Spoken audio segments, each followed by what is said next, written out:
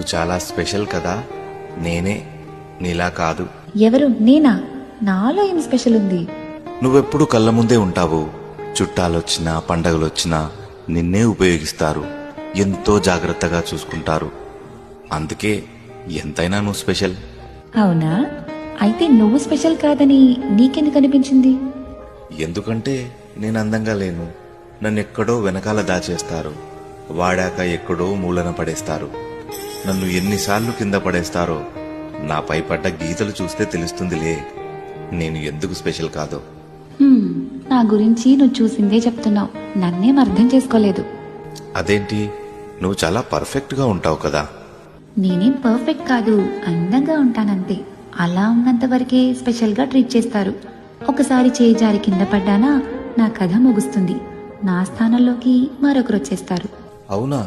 అలా ఎందుకు జరుగుతుంది? అమ్మో, నువ్వు చెప్పేది నిజమా? నిజంగా. నిన్నైతే రోజూ ఉపయోగిస్తారు. ఎందుకంటే నువ్వు చాలా దృఢంగా ఉంటావు కాబట్టి.